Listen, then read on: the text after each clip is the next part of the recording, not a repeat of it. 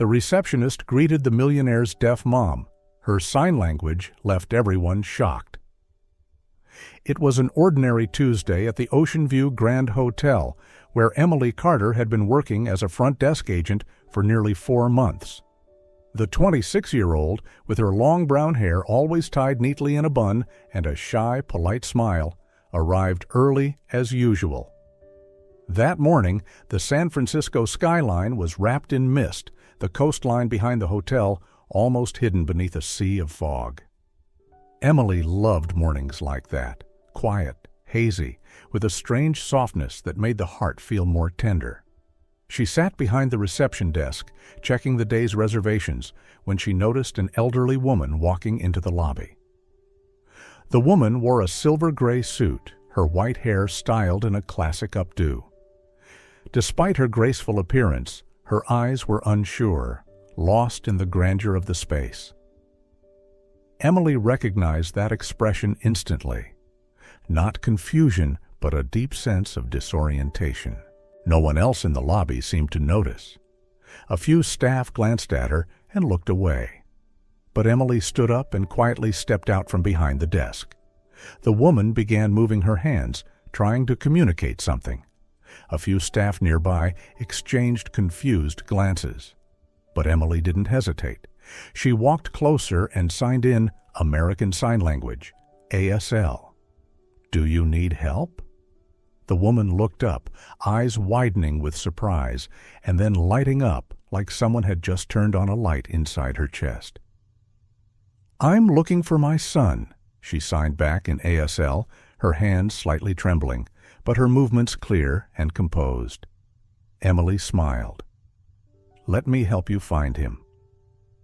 They sat together on a bench by the large lobby windows facing the ocean.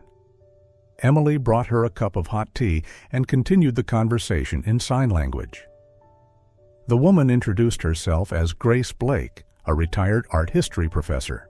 Her son, Nathan, was in a meeting upstairs, but she wasn't sure where exactly to go or how to find him. Emily listened attentively to every gesture, every subtle expression. She didn't see a deaf woman in front of her. She saw someone rich in life experience with stories waiting to be heard. On the upper floor, in a glass-walled conference room overlooking the lobby, Nathan Blake, the CEO of a global chain of hotels and wellness resorts, had paused his meeting, drawn to the unusual scene unfolding below.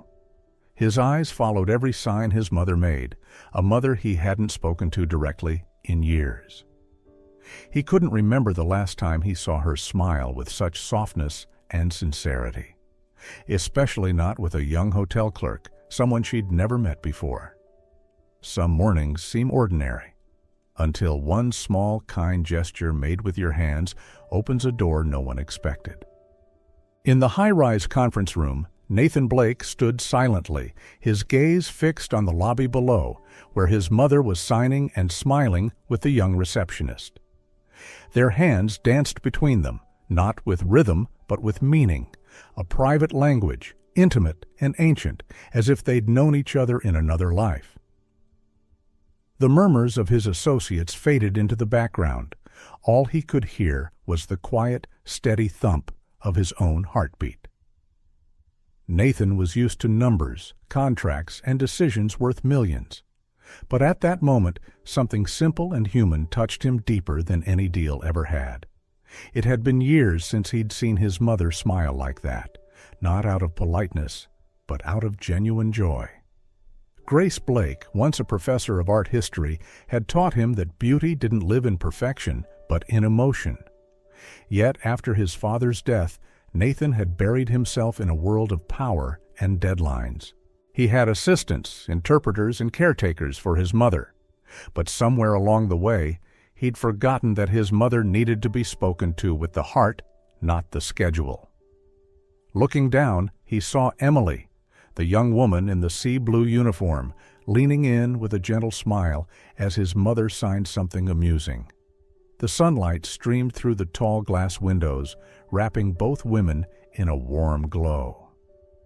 A strange feeling stirred inside him, a mix of warmth and ache, the ache of someone who suddenly realizes he's lost something priceless.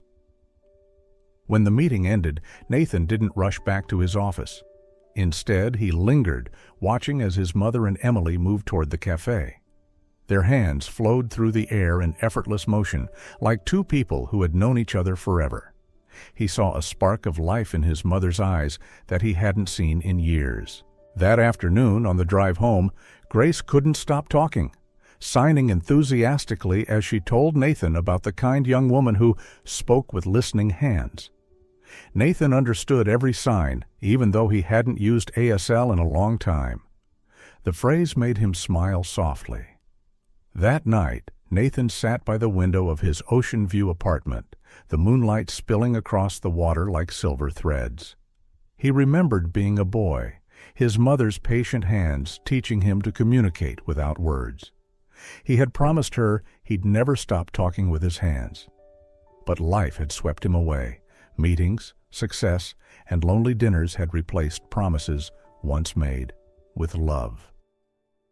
Now the image of that young woman, a stranger who somehow made his mother laugh again, haunted and comforted him at once. Something inside him was shifting, awakening, something he thought he'd lost long ago, the ability to feel love. Sometimes all it takes is a single act of kindness from a stranger to awaken a heart that forgot how to beat. The next morning, Emily walked into the hotel with a strangely lighter heart. Her conversation with Grace still lingered like a soft melody that hadn't quite faded. She wasn't sure if the woman had found her son, but something about being heard, truly heard, had seemed enough for Grace. As Emily reviewed the reservation list, a coworker approached and handed her a small note. Director Blake would like to meet with you in his office on the 21st floor right after your morning shift. Her heart skipped a beat. Nathan Blake, the head of the company, a man she'd only ever seen in Forbes or hotel investor reports. Her mind raced through worst-case scenarios. Had she overstepped by speaking to a guest without permission? Had she caused a misunderstanding with his mother? At exactly 11:15 a.m., Emily knocked on the door of the executive suite. The space inside took her breath away. Dark wooden floors, glass walls overlooking the San Francisco Bay, and a grand antique desk larger than her entire living room. Nathan Blake stood facing the window, his hands lightly clasped behind his back. "Ms. Carter," he said, turning around, his voice calm and measured. "Thank you for what you did yesterday." Emily's hands tightened. Her voice trembled slightly. "I'm sorry if I crossed a line." He interrupted her with a faint smile. "You didn't cross a line. In fact, you did something that I, and many others, haven't done in a very long time." He invited her to sit. His voice was steady, but there was something deeply personal behind his eyes. He explained that Grace had spoken about her all afternoon, that Emily not only knew ASL, but made his mother feel seen, something she had been missing for years. "That's why," Nathan said, "I'd like to offer you a position as personal assistant and communication liaison for my mother." "Okay." Emily blinked, unsure she'd heard him correctly. He continued, "The role is flexible, double your current salary. You'd work directly with my mother. No more standing behind the front desk." For a moment, her mind went blank. She, a girl from a working-class family who had never stepped into this world of luxury, was now being offered a position she never imagined. "Why me?" she asked softly. Nathan paused before answering slowly. "Because you didn't see my mother as someone to pity. You saw her as a person. And to me, that's worth more than any resume or credential." Emily was silent for a few seconds, then smiled, though her eyes still showed hesitation. "All right," she said gently, "but I have one condition." Nathan raised an eyebrow. "Go ahead." "I want you to relearn sign language, not as a gesture, but so you can speak to your mother yourself, like real families should." There was a long pause. Then Nathan nodded. "Deal." Pshaw, it wasn't just the beginning of a new job. It was the start of a bond no one could have predicted. Since starting her new role, Emily no longer stood behind the front desk. Instead, she spent most mornings at Grace Blake's penthouse, a serene space on the hotel's top floor where morning light poured softly through sheer curtains. The apartment felt like a miniature museum, walls lined with art, shelves filled with antique books, and delicate white orchids blooming quietly in every corner. But beneath its elegance, Emily sensed a quiet loneliness, not born from a lack of comfort, but from the absence of true presence. Each morning, she and Grace shared tea and signed conversations. Though retired, Grace's mind was still sharp, her passion for art as alive as ever. She spoke of her favorite paintings, of lectures once given at the university, and of a long-forgotten dream to open a small gallery in Venice. In the evenings, Emily met with Nathan for the ASL lessons he had promised. Beneath the warm light of the hotel's small library, she patiently guided him through every gesture, every shift of expression. Nathan, a man used to control, was awkward at first, but as the lessons progressed, he grew quieter, not from confusion, but reflection. One evening, while learning how to sign "I miss my mother," he stopped halfway through. Emily didn't ask. She simply placed her hand gently over his, a silent encouragement. From those lessons, something new blossomed. Quiet family dinners between the three of them. At first, the atmosphere was tentative, but laughter soon replaced silence. Grace shared sweet memories of Nathan's childhood, like the time he painted all over the living room wall because the white was too boring. Nathan turned red. Emily laughed until tears welled in her eyes. For Emily, witnessing this reconnection between mother and son felt like witnessing a miracle, but it also forced her to confront her own feelings. She was falling for Nathan, not because of his power or wealth, but because of the way he listened, the way he tried, the way he became more human each day.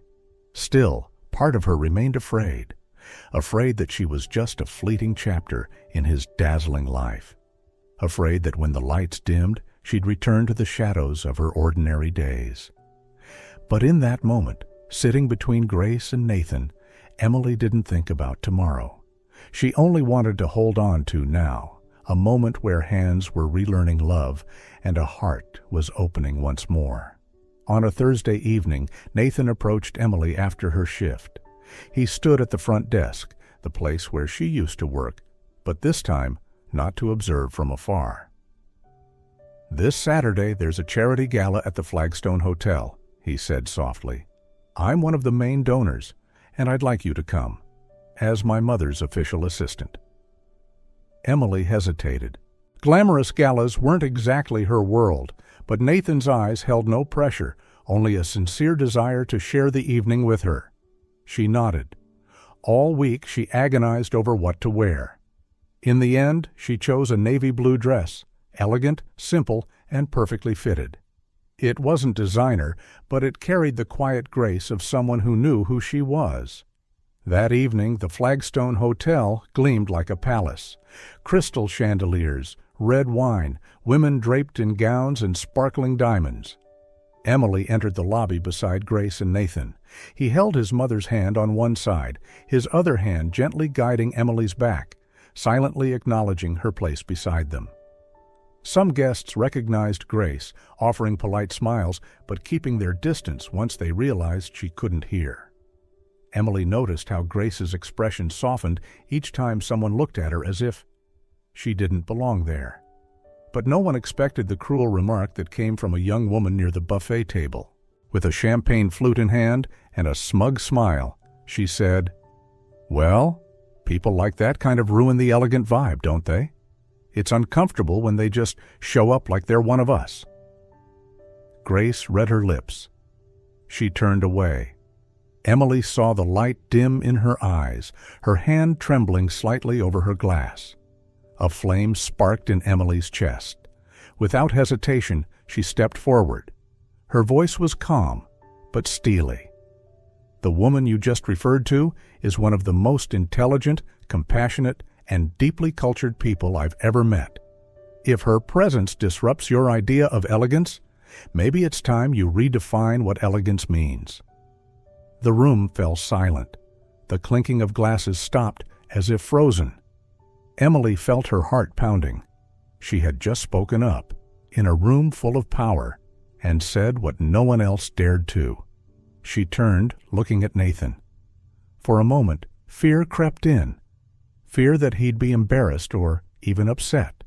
But his eyes, they were shining. He stepped forward and took her hand. "Ladies and gentlemen," he said clearly, "I am proud to stand beside a woman who knows the difference between wealth in the wallet and wealth in the heart." And then, in front of everyone, he leaned in and kissed Emily. Not extravagantly, but enough to say everything. Grace, watching quietly, chuckled and began to clap. Others joined, and in that wave of applause, Emily felt, for the first time, that she belonged. Not because she tried to fit in, but because she dared to be herself. After the gala night, everything shifted. Not dramatically, just quietly. The small things became more intimate. Nathan started texting Emily each morning, bringing her hot tea during the lunch breaks and asking often about her family, especially her younger brother, Noah. Grace changed too. She became livelier, even suggesting they start mandatory Wednesday dinners, evenings where the three of them would eat together, no phones, no business talk. It was a time meant for connection, and during those dinners, Grace's smile always lit up the table. Emily slowly got used to having Nathan close, not as a boss, but as a man trying to learn how to love again. She saw him stumble through ASL lessons, mess up her coffee order because he forgot she liked it without sugar, and hesitate before reaching for her hand. Love didn't arrive with fireworks. It simply was, in how he listened, how he corrected himself, and how he looked at her like she was the first person to truly see him. One Sunday morning, Emily arrived at Grace's apartment like always. Grace smiled mysteriously and pointed toward the dining table. On it sat 3 mugs of coffee, a basket of toast, and Nathan. He was wearing a light gray sweater, standing by the window, sunlight casting a soft glow across his dark hair. The moment was so peaceful, Emily forgot to breathe for a second. "I wanted to make breakfast myself today," Nathan said, stepping closer. Emily smiled and took her seat. The meal flowed gently. They spoke about Van Gogh, places Grace had once lectured, and how Noah had started teaching deaf children at the local community center. After the dishes were cleared, Grace excused herself, claiming she needed to rest her eyes for a bit. That left Emily and Nathan alone in the kitchen. He pulled out a small box, opened it. Inside was a vintage ring, simple but exquisitely crafted. "This ring belonged to my grandmother," Nathan said, "and today I'd like to give it to you." Emily said nothing. Her eyes welled with silent tears. "No galas, no fireworks, no string quartet," Nathan went on. "Just you, me, and my mother, the way this all began." He knelt. "Please let me continue this journey, not just with her, but with you." Emily nodded through tears of joy. She needed nothing more, because that moment, in its simplicity, was already everything. Emily's life changed in ways she never dared to dream, not because of the ring on her finger, but because of the trust Nathan and Grace placed in her. Shortly after their engagement, Nathan offered her a new position as Director of Culture and People at Blake and Haven Hotels. It wasn't just a title, it was a mission to create a workplace where humanity and inclusivity weren't slogans, but lived realities. Where every voice, spoken or signed, was heard. At first, Emily was afraid. She had never managed anyone. She came from a world where things were small and simple, no business strategies, no glass-walled boardrooms. But it was Grace who took her hand and said, "You don't have to become someone else. Just keep being who you've always been." And so Emily began. She introduced company-wide ASL training for all hotel staff. She implemented support systems for employees with disabled children and proposed flexible scheduling policies. She created an internal training module called Listening with Your Eyes, Understanding with Your Heart. At first, her proposals were met with hesitation, but soon the results spoke for themselves. Employees felt more valued, guests with special needs returned regularly, and the atmosphere across the hotels grew warmer, as if Emily had poured a piece of her heart into every location. As for Grace, she came alive again. With Emily by her side, she began attending community events, speaking at conferences on art and disability. She grew especially close to Noah, Emily's younger brother, who had become an irreplaceable part of the new family. Now a teacher for deaf children, Noah often invited Grace to his classroom to tell stories in sign language. The kids, usually shy, would burst into laughter watching the silver-haired lady describe an elephant with playful hand gestures. Each time, Grace's eyes glistened. She had never imagined she could impact the next generation this way. Emily and Nathan also moved into a new home, a modest coastal house just outside the city, close enough for Grace to visit any time, but private enough to start building their own family life. In the evenings, after long work days, the three of them often sat out back, watching the sun disappear behind the horizon. There wasn't much talking. The silences had become their most profound form of connection.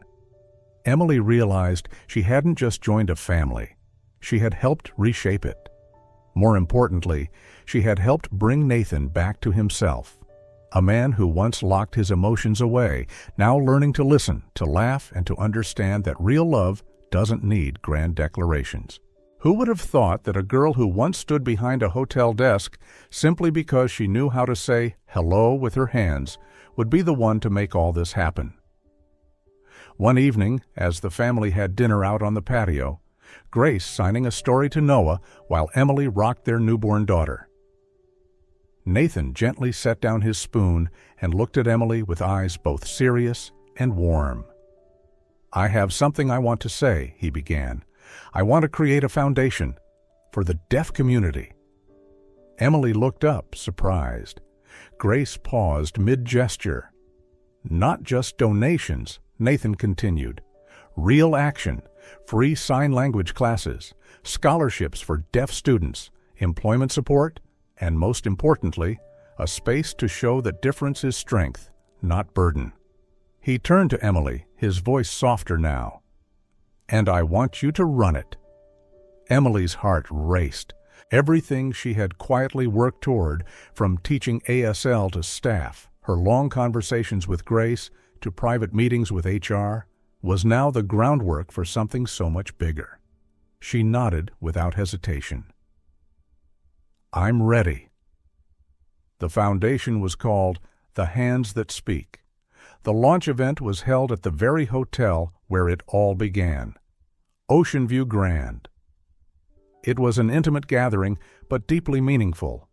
Guests included not just business leaders, but deaf educators, families, children, and everyday people who had once lived in silence.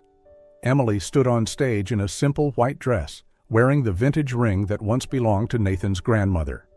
Before hundreds of eyes, she began her speech, first in sign language, then aloud.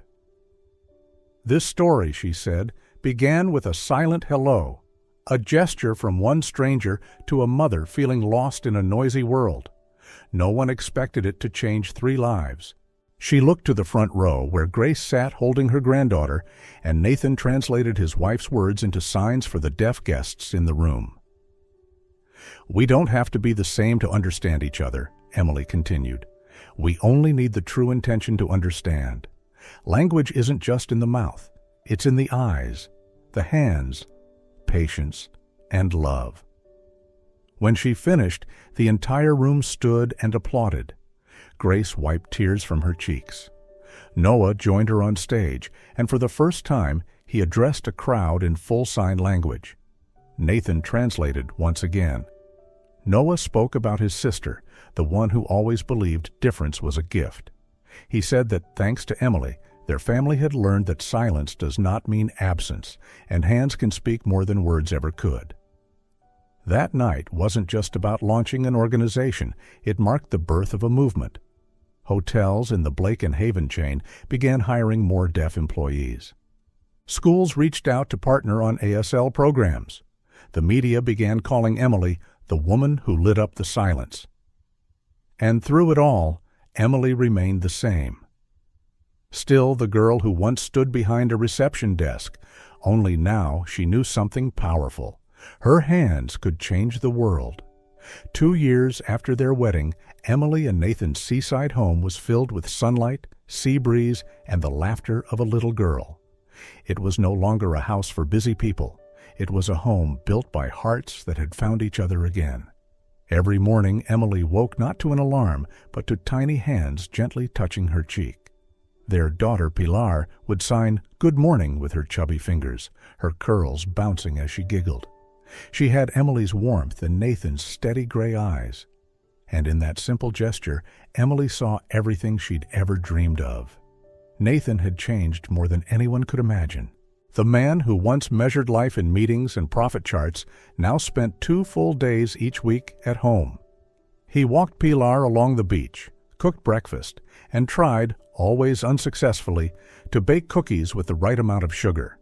When Emily teased him, he'd laugh, take her hand, and say, "I don't need perfection anymore. Just us 3. Grace, Nathan's mother, lived in the small cottage behind their garden, surrounded by lavender and geraniums that bloomed year-round. She had become the soul of the household, the storyteller, the teacher, the quiet rhythm of their days. Each afternoon she sat with little Pilar on the swing, their hands dancing in the air as the sunlight spilled over them. When Emily watched them, mother and granddaughter signing love under the sky, her heart would tremble with a peace she had never known before. Noah, Emily's younger brother, now headed the children's program for the Hands That Speak. He liked to joke, "She taught me to sign, now I'm teaching the world." But whenever he looked at his sister at public events, his eyes shimmered with pride for a woman who turned kindness into action. After 2 years leading the foundation, Emily had become a recognizable figure, not because of fame, but because of truth. She spoke at universities, inclusion conferences, and global forums. Yet her favorite moments were still the quiet ones at home, sitting beside Nathan in their garden, watching Grace and Pilar sign to each other in the gentle evening light. One night at dinner, Grace set down her fork and signed slowly. "You've given me something I thought I'd lost forever. A family." No one spoke. Nathan took his mother's hand. Emily smiled through quiet tears. A week later, Emily appeared on a national TV show. The host asked, "What do you think truly changed your life?" Emily smiled softly. "A silent hello." The studio fell silent. Then she looked into the camera and continued, "We think changing the world takes something grand, but sometimes it begins with a sincere glance, a hand reaching out, and the courage to say, 'I see you, I hear you, I understand.'" That day, millions of viewers cried. The hashtag the Hands That Speak spread across social media, filled with stories of connection, empathy, and hope. That night, back home, Nathan wrapped his arms around her and whispered, "You did it. You made the world listen with its heart." Emily placed her hand on his cheek and replied, "No, we did it, with our hands." And she was right, because beautiful stories don't really end. They simply close one chapter, to let another begin. A chapter where love doesn't need words, where difference becomes something sacred, and where even the smallest hands can still write miracles. 10 years had passed since the first moment Emily had said hello with her hands in that old hotel lobby. Life had changed in many ways, but one thing remained the same. That language, silent yet powerful, continued to be spoken within her own family. They now lived in the old seaside house, which had been expanded to include a new room dedicated to music and a small library where Nathan read to the children every night. Emily and Nathan had another child, little Elias, with his smiling eyes and mischievous nature. Elias adored playing sign language games with his sister Pilar, who was calm and wise beyond her years. In the garden behind the house, the swing where Grandma Grace used to sit every afternoon still stood silently among the lavender bushes. Last summer, she left this world, gently, just as she had lived. But the pain of her departure was anything but gentle. Grace passed away on a July afternoon. No rain, no wind, only golden sunlight streaming through the window where she lay. Emily and Nathan sat on either side of the bed. Pilar knelt beside her, her small hands trembling as she signed, "I love you, Grandma. Don't be afraid." Grace nodded faintly, her eyes still shining, as if to say, "I'm not afraid. I've lived fully." When she closed her eyes, her hand still rested in Emily's, growing cold but peaceful. Emily didn't cry right away. She just sat there for a long time, as if she couldn't accept a world without the woman who had taught her to see with her heart. The days that followed were hollow ones. The house seemed to have lost its familiar sounds. Grace's knock on the door, her voice calling for Pilar, the clink of her spoon against her teacup each morning. Pilar wrapped all of Grandma's scarves and her sign language notebook in a small box, placed it on the highest shelf of the library, and called it Grandma's Corner. Noah arrived the next day from the city and held Emily tightly. During the small memorial at home, Emily didn't speak with words, but with her hands. She signed the story of Grace's life, the first time they met, and how Grace had turned silence into a language of love. No one left the ceremony with dry eyes. Time passed, and though the wound never fully healed, it became a part of them. Elias grew up listening to his mother's stories about his grandmother. He had never heard her voice, yet he always pointed to her picture and said, "Grandma could talk with her hands, just like Pilar." One afternoon, Emily found Pilar sitting alone on the old swing. The girl was teaching Elias how to sign mother and love. Emily walked over and sat beside her daughter. "Do you miss Grandma?" she asked softly. "Yes, but I think she's still here, in our hands," Pilar replied. Emily's lips parted, but no words came. Instead, she reached for Pilar's hand, the same hand Grace once held when teaching her first signs, and pressed it gently to her chest. "She is," Emily whispered, her voice barely a breath. Then she pulled both children into her arms and held them close, as if by doing so she could keep Grace alive a little longer, not just in memory, but in every movement they made with love. And in that moment she understood. Grace had never truly left. She had only moved her home from the chair by the window into the hearts of the children who had learned to love with their hands.